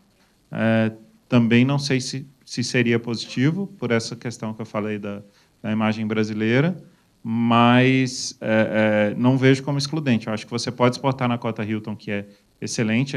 Para quem aqui não conhece, a cota Hilton é uma cota que a União Europeia tem para importar carnes de alta qualidade, então o gado segue uma série de especificações técnicas, e aí você exporta e tem um pagamento superior por conta disso. Não vejo como excludente, talvez fosse uma questão de fazer um trabalho aí mais específico e mais preciso para colocar, além de usar a cota Hilton, colocar a IG da carne do Pantanal. Eu só queria... Obrigada, Rafael, pelas respostas. Eu queria só fazer uma observação, Marina, para a CNA, que a carne do Pantanal ela ainda não é registrada, não é reconhecida como uma indicação geográfica aqui no Brasil, né? A gente precisaria... acredito que talvez ela esteja sendo usada na prática pelos produtores, mas formalmente ainda ela não está reconhecida, né? Então, fica aí, talvez, um dever de casa para os produtores lá do Pantanal. Na verdade, não houve o prosseguimento, porque eles notaram que, se eles pudessem produzir visando a cota Hilton, não é questão de excludência, mas é porque eles ganhariam um valor mais agregado do que continuar com o pedido da IG, entendeu? Que eles venham, né, para o nosso fórum para discutir sobre essas questões, trazendo, inclusive, essas demandas para que a gente possa considerar. Mas eu acho importante que eles venham fortalecer o conjunto das IGs registradas, desde que eles tenham, né, esse diferencial e isso fique comprovado, eu acho importante eles virem. A BPO, que tem requerido isso daí, ela nos procurou no começo do ano para retomar o processo de reconhecimento junto à NPI. Bom, posso? Sim. Carlos Lima, Instituto Brasileiro da Cachaça, IBRAC. Primeiro, parabenizar mais uma vez o SEBRAE por esse evento, né, e a todos os painelistas. É uma discussão realmente de altíssimo nível. Fico preocupado um pouco, Rafael, se os chineses em breve não começarão a produzir cachaça envelhecida em amburana. Mas, enfim, mas eu queria fazer algumas reflexões, né, sobre essa questão da proteção das indicações geográficas e a questão da promoção de produtos típicos e tradicionais. A cachaça, eu acho que desde 2013, a gente vem adotando uma postura extremamente ofensiva, pedindo ao governo brasileiro que adote também uma postura ofensiva no que diz respeito à proteção de IGs. A gente conseguiu, claro, alguns avanços nesse tema, mas esse sempre foi um pleito nosso, né? Inclusive, no próprio acordo Mercosul-União Europeia, o Brasil sempre teve em todos os acordos, quando a gente fala em termos de IPI, o Brasil sempre teve uma postura muito defensiva. E a gente vem pressionando e pedindo, né, que o tema seja discutido de uma forma aberta e de uma forma ofensiva. Então, assim, é muito positivo a gente ver agora os acordos acontecendo e as IGs estando presentes nessa pauta. Acho que o Miguel colocou de uma maneira muito positiva a questão do quanto as indicações geográficas representam para alguns países. Eu posso quantificar isso quando a gente fala em termos de bebidas destiladas. Então, o México, ano passado, exportou cerca de $1 bilhão de tequila. O Scotch Whisky exportou mais de $6 bilhões de Scotch Whisky. O Scotch Whisky hoje deve representar um dos 5 principais produtos de exportação do Reino Unido como um todo. E a França exportou cerca de $3 bilhões só de conhaque. Quando a gente faz uma analogia com as nossas indicações geográficas, posso falar pela cachaça, a cachaça no passado exportou cerca de $15 milhões. Então, isso demonstra o potencial que a gente ainda tem a crescer quando a gente fala na questão de promoção de produtos típicos e tradicionais, né? Mais especificamente no caso da IG Cachaça. E isso é muito positivo ver a Apex apoiando essas iniciativas. A gente acha que qualquer ação de promoção de indicações geográficas, ela precisa ser olhada também com uma ótica de estratégia setorial, entender o que cada setor quer comunicar do seu produto lá fora, qual é a estratégia que cada setor vem comunicando, para que a gente possa agregar esse discurso das indicações geográficas. A BSCA vem fazendo isso de uma maneira muito positiva, eu converso muito com a Vanusa sobre isso. Colocar também, Miguel, que a gente agora está finalizando, junto com o Ministério da Economia, uma cartilha Aprendendo a Exportar Cachaça. Então, nessa linha de Aprendendo a Exportar, o IBRAC, a gente firmou um convênio com o Ministério da Economia para que a gente possa ter aí uma primeira versão setorial do Aprendendo a Exportar Cachaça. E eu tenho algumas perguntas para o Rafael, não sei se o Rafael pode colocar, não sei se isso vai abrir muita estratégia de negociação do Brasil, mas eu queria entender, Rafael, em que momento entra em vigor o reconhecimento das indicações geográficas? Partindo do pressuposto que o acordo, enfim, vai ser concluído, em que momento a gente tem efetivamente a aplicação da proteção das indicações geográficas? É a partir da assinatura do acordo, é a partir da implementação do acordo, do prazo de implementação, a partir da ratificação do acordo pelos parlamentos, pelo Congresso Brasileiro e pelos demais parlamentos da União Europeia. Obrigado, Carlos. Você colocou que é uma postura ofensiva do setor, e é realmente esse tipo de postura, ela é muito positiva para a gente, não necessariamente porque a gente concorda ou discorda da posição que está sendo colocada, mas porque para a gente é muito bom ouvir o setor e saber quais são as intenções dele. Achei que você foi muito humilde ao colocar a questão da cachaça, porque você esqueceu de dizer que, embora a gente exporte 15 milhões, a cachaça é muito melhor do que Scotch Whisky, conhaque e tequila. Sobre a sua pergunta específica, a União Europeia tem adotado esse modelo em vários acordos de entrada em vigor. Então, a entrada em vigor é no momento da ratificação do acordo. Então, depois que ele for ratificado pelas 5 partes, né, que são os 4 países do Mercosul e mais a Comissão Europeia, ele passa a vigorar.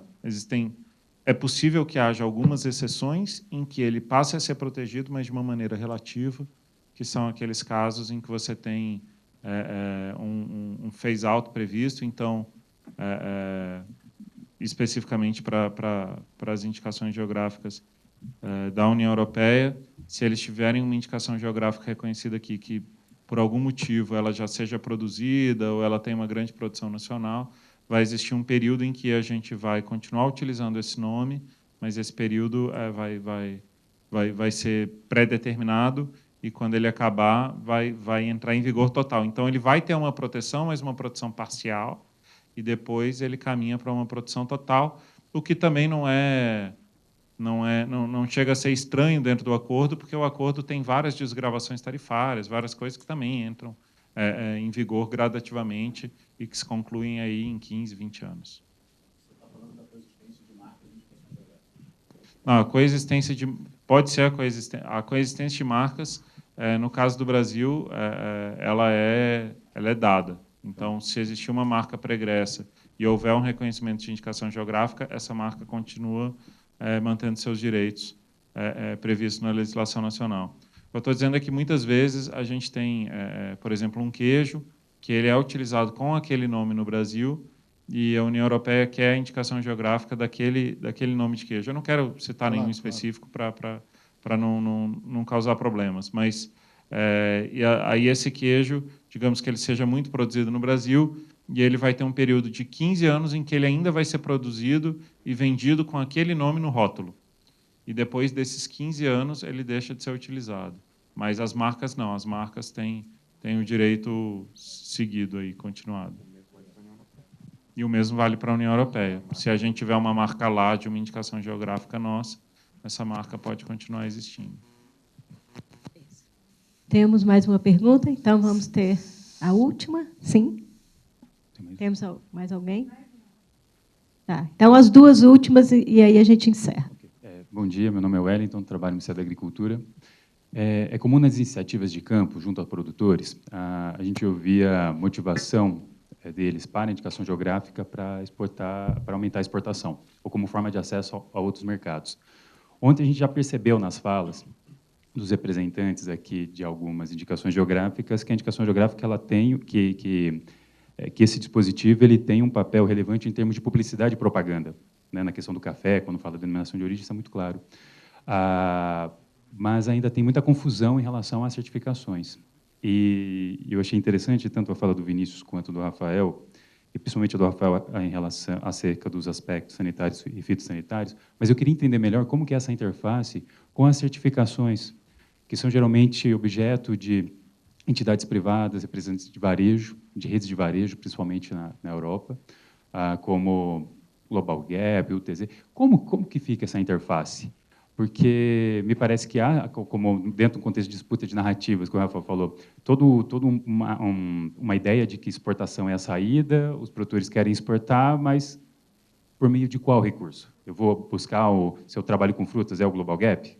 E o que ele tem de diferente, uma vez que eu já tenho todos esses entendimentos entre os países para exportação? Porque há uma motivação legítima das pessoas quererem, antes até de agregar valor à sua produção, mas de capturar valor nas regiões de origem. Mas qual que é a estratégia que é mais interessante para eles fazerem isso? É buscar uma certificação dessa que tem um custo? É a indicação geográfica? Como que vocês enxergam essa interface? Isso. Obrigada. Vou passar aqui para o Vinícius, para colocar a visão da PECs, depois o Ministério da Agricultura, e depois também vou pedir o Lucas que coloque a visão do produtor em relação a essa questão. Na nossa perspectiva, como a indicação geográfica ela demanda um trabalho de marketing, de história, de entregar algo para além do produto para o consumidor, é importante que se tenha no mercado local alguma coisa que entregue isso também. Então, eu entendo essa dinâmica das certificadoras. Isso realmente é uma dificuldade, porque eu lembro quando a gente fez um evento importante na França, no CIAL, em 2008, e, em determinado momento, um representante do setor privado falou assim, como pode? A Alemanha não produz nada e certifica tudo. E, assim, não faz o menor sentido isso. E, para que a gente possa estar vendendo no mercado europeu, a gente tem que ficar trabalhando com as certificações deles. E isso vale para caramba no mundo de orgânicos, isso vale para caramba em algumas dinâmicas.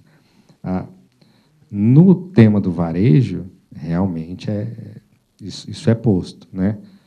Como a relação com o consumidor é do varejo, o varejo determina os pré-requisitos e as certificações que ele entende como credível ou que ele, mercadologicamente, acha que é mais interessante. E, por isso, o trabalho consistente da formação da imagem é importante. Então, na exportação, assim como na construção de marcas no mercado brasileiro, não faz o menor sentido eu quero vender um determinado produto na rede X em São Paulo, eu vou lá uma vez, participo de uma feira lá e nunca mais volto. E eu quero que os negócios aconteçam. Então, o processo da construção da imagem, do reconhecimento da IG, tem que ser consistente. Então, tem que ser consistente e contínuo.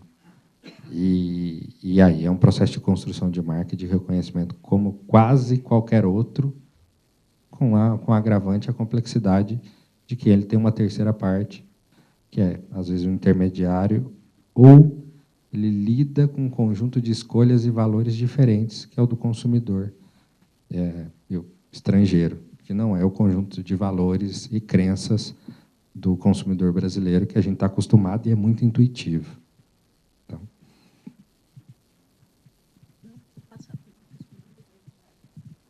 Não, eu acredito que, como produtor, o produtor quer agregar valor, mais do que agregar valor, ele quer capturar esse valor, né? Então, qual a forma de capturar esse valor? Vai depender para quem você está vendendo.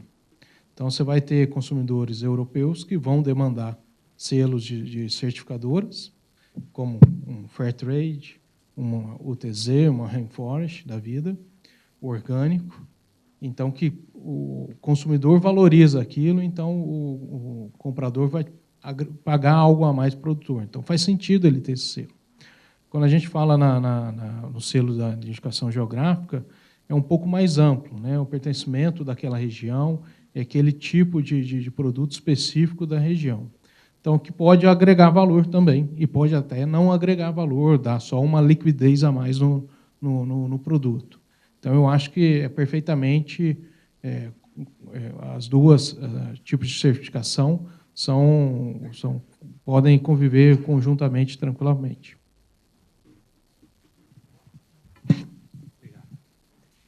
Obrigado, Wellington, pela pergunta. Acho importante a gente refletir sobre isso. A gente tem a sensação de que a gente caminha para um mercado em que o rótulo vai parecer um macacão de Fórmula 1, né? Vai ter vários selos ali e fica custoso, né? O problema não é ter o selo é tranquilo, o problema é o custo que você tem de cada certificação. Eu acho que a gente não tem ainda maturidade para saber qual vale a pena. O que a gente enxerga hoje é que eles não são excludentes. A gente combate nas negociações internacionais normas privadas, porque a gente acha que, muitas vezes, essas normas são injustas, então eles colocam exigências completamente descabidas, mas é muito difícil trabalhar nesse meio campo, porque é uma coisa que o consumidor quer ver, o varejo pede e o produtor atende. O produtor fala assim... A gente já teve essa conversa com vários produtores, e eles falam assim, eu não quero brigar. Se ele está pedindo, eu vou atender e vou usar esse mercado. Se eu não der conta de atender, eu saio do mercado. Mas eu não quero brigar, porque se eu brigo com o Walmart, depois sou punido pelo Carrefour, e, enfim, acaba sendo uma confusão. Então, acho que o que a gente tem que ter em mente é que eles não são excludentes. A gente tem que pensar todas as alternativas que o produtor tem e as associações de produtores vão ter que refletir. Só que o que eu acho, respondendo aqui a uma das perguntas iniciais, assim, de qual que é a percepção do consumidor, eu acho que a gente está muito engatinhando ainda em indicações geográficas, e no futuro a gente vai ouvir em alguma conversa de bar o pessoal falando, hoje tudo tem que ter indicação geográfica, não sei o quê. E quem já tiver indicação geográfica é que vai estar dominando o mercado. Pode reclamar, mas quem tiver indicação geográfica vai estar dominando o mercado. É mais ou menos como aquele filme do Kevin Costner, O Campo dos Sonhos, que ele construiu um campo de beisebol, vinha um fantasma e falava para ele, construa e eles virão. Ele não sabia bem o que era, mas ele ia lá, construía, e depois os fantasmas iam jogar lá no campo de beisebol. Eu acho que é isso aí. A IG hoje é assim, construa e eles virão. Assim, você tem que ter uma visão de futuro, de que isso vai ser muito importante no futuro, mas que, atualmente, como a Marina colocou a questão da carne do Pantanal, muitas vezes você não está vendo a vantagem agora. Você fala assim, para que eu vou fazer isso? Bom, você vai fazer isso porque no futuro isso vai ser importante. Última pergunta. Ok. Meu nome é José do Espírito Santo, eu represento a Associação dos Cafeicultores do Oeste da Bahia. Eu gostaria de fazer duas perguntas ao Rafael e ao Lucas, mas antes eu quero confraternizar da posição do Rafael de que nós, produtores agrícolas, usamos pouco defensivo agrícola. Realmente, nós estamos usando pouco e, a cada ano, temos que procurar diminuir. Ninguém gosta de usar veneno Então, procuramos usar bem menos defensiva agrícola a cada ano. Eu venho de uma região muito quente, onde é quase impossível conviver com as pragas sem utilizar os defensivos.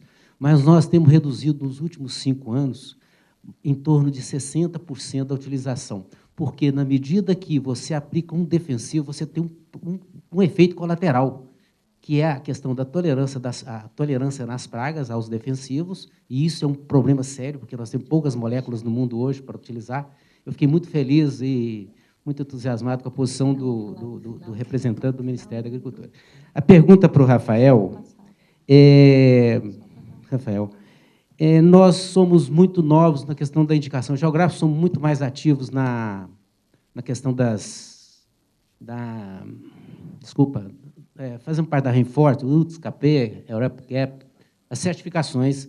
As propriedades agrícolas na nossa região, quase todas, têm uma certificação dessa há mais tempo do que a questão da indicação geográfica. Abrimos o olho para a indicação geográfica e a valorizamos hoje mais, talvez pelo seminário que participo, ela mais até do que as certificações. Acho que todas têm sua importância, não tem dúvida. Elas nos ajudaram a organizar mais as propriedades, então já tivemos lucro com isso. Mas agora buscando a questão da indicação geográfica. Eu pergunto ao Rafael, qual o endereço para a gente manifestar nosso desejo de sermos reconhecidos nos países importadores? Tá? Outra imagem que eu saio desse seminário é que nós temos, eu não valorizava o mercado interno, quanto passo a valorizar. Eu acho que nós temos movimentos econômicos que permitem a gente vender café de qualidade no Brasil. E nos últimos 10 anos eu tenho notado que o consumidor brasileiro está ficando um pouquinho exigente, não é? E eu venho aprendendo isso ao longo de 38 anos de labuta nesse negócio. A segunda pergunta é para o colega Lucas, que também já foi produtor na nossa região, e eu gostaria que você respondesse em linhas bem gerais, Lucas, porque eu vou te perguntar no particular os detalhes. Como que o custeio, como é o pagamento dos custeios para que vocês possam melhorar a notoriedade do café da Mantiqueira? Eu acho que fiz entendido. Ok. Posso começar? José, obrigado pelas observações.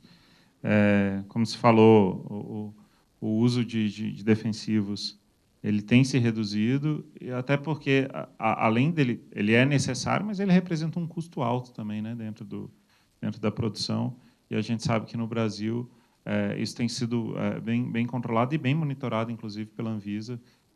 O café tem resultados excelentes no programa de avaliação de resíduos de agrotóxicos. Sobre sua pergunta, muito obrigado pela pergunta, é fundamental dizer isso, né? Quem quiser se comunicar conosco pode escrever para SCRI, que é Secretaria de Comércio e Relações Internacionais, scri@agricultura.gov.br, para manifestar esse interesse do reconhecimento, com quaisquer detalhes, indicando qual mercado, para onde já exporta, para onde tem interesse em exportar, para onde tem compradores, ou pedindo detalhes. A gente está sempre à disposição para dialogar, para atender esse pedido, para levar para os outros órgãos, falar, olha, a gente recebeu aqui um pedido do setor, para a gente enriquece muito o trabalho e mais do que isso dá para a gente um propósito de trabalho. Assim, a gente fica muito satisfeito de saber que o setor está engajado, tem interesse e que a gente pode conseguir resultados relevantes para o setor nas nossas negociações internacionais. O e-mail scri@agricultura.gov.br. Obrigado. José, como eu comentei rapidamente na minha apresentação, a governança da Mantiqueira de Minas é dividida basicamente entre 3 cooperativas, a Cooperrita, Coopervaz e Cocarive, e 2 sindicatos rurais da região.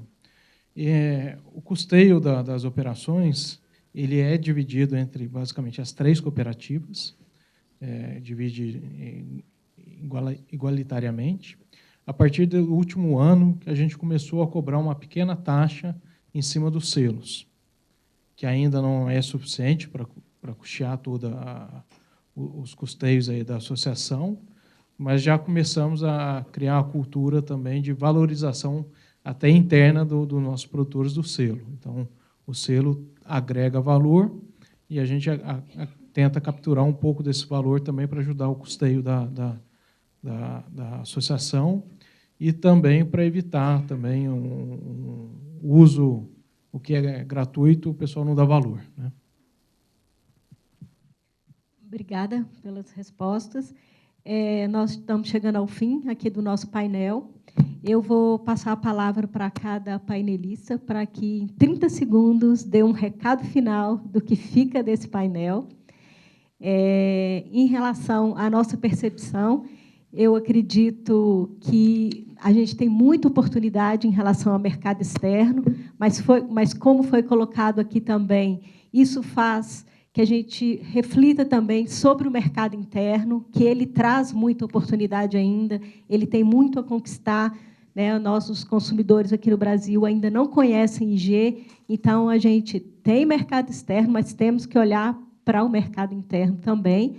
Outro desafio que eu entendo que é muito importante é que nós tenhamos números das nossas indicações geográficas. A gente mostra aqui quanto a Europa, quanto representou em valores para eles, em bilhões de euros, as exportações e as vendas internas, né, dos produtos com IGs, que de 2005 a 2010, cerca de 15% das exportações da Europa foram com produtos de IG, e, no Brasil, nós temos que começar a contabilizar esses números, né? Quanto hoje nós exportamos de produtos com IG, para que a gente possa, inclusive, traçar essas metas e ver resultados do trabalho das entidades que estão aqui trabalhando com fomento, com apoio aos produtores.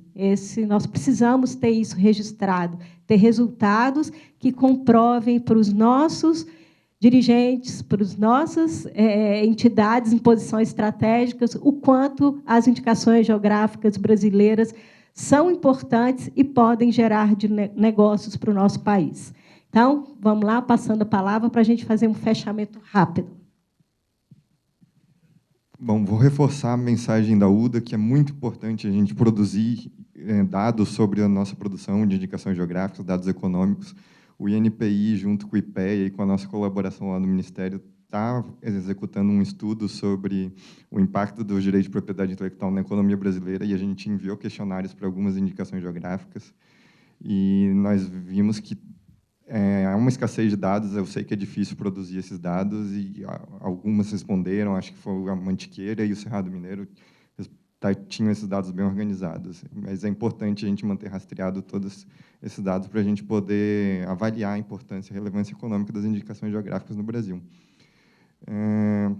Bom, algo que eu não falei na minha fala é que, sobre o mercado interno, realmente, acho que é onde a gente tem mais potencial. A gente deve desenvolver o nosso mercado interno, em vez de deve exportar também, mas o nosso foco deve ser o mercado interno, conscientizar o consumidor.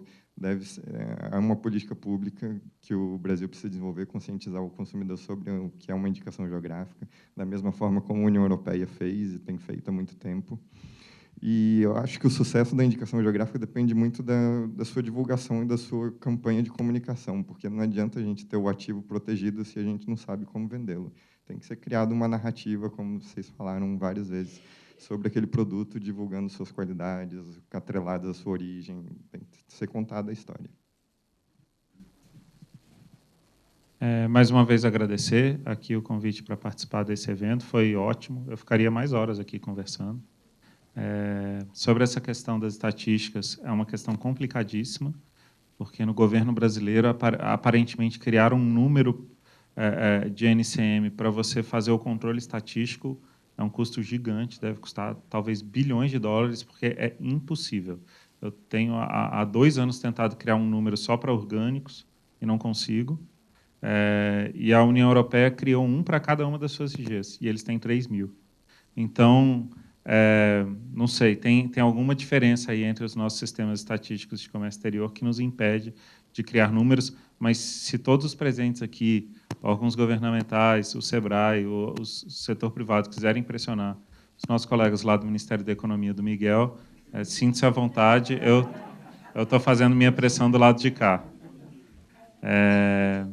Mas, como recado final, queria falar que considero que as exportações, a promoção internacional, a inclusão das IGs nas negociações, para mim é um passo natural das IGs.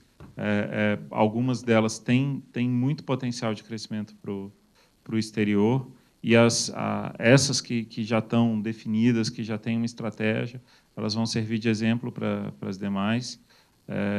Eu quero participar daqui 10 anos de um seminário como esse e falar assim, na minha época tinha 60 indicações geográficas, 70, e hoje a gente tem mais de 1.000. A gente não consegue nem saber todas. Então, eu acho que a gente tem um caminho grande a crescer, e a gente, lá da área internacional, tem feito uma parceria com a Coordenação de Indicações Geográficas, e queremos fazer uma parceria com vocês também para avançar nisso daí. Obrigado. Bom, queria agradecer novamente o SEBRAE, a abertura que deu a Mantiqueira aí para participar desse seminário, agradecer os colegas aqui, e eu, como venho do meio cooperativista, eu não posso deixar de reforçar que a força da união, né? Nós falamos aqui da promoção das indicações geográficas, tanto no Brasil quanto lá fora, e eu acho que juntos a gente consegue promover de forma mais forte, de forma mais efetiva as indicações geográficas do Brasil. Então, eu conto com a Apex, com o Ministério da Economia, com o MAPA, para nos auxiliar a promover de forma conjunta aí as IGs do Brasil. Por fim, eu gostaria muito de agradecer a todos, como eu disse, a paciência e o carinho com que nos escutaram, e deixar a mensagem de que, mais do que talvez em outros setores e segmentos, o trabalho com a IG exige mesmo que todos os envolvidos se deem a mão, tenham um norte único e um objetivo a ser alcançado que não é de curto prazo. A construção da imagem, a perspectiva da valorização de uma IG é um trabalho contínuo, de longo prazo, e que demanda do setor público e do setor privado que eles estejam no mesmo compasso para que a gente possa trilhar esse caminho. E a Apex cabe a responsabilidade, junto com todos esses atores, de dar publicidade e de dar o viés, de levar para o mundo aquilo que a gente produz com tanto amor e tanto carinho, que são os produtos brasileiros, com um pouco defensivo e com muita pesquisa e muita inteligência. Então, obrigado, gente, e até a próxima, com 1.000 IGs. Se puder me convidar, eu vou adorar. Muito bem.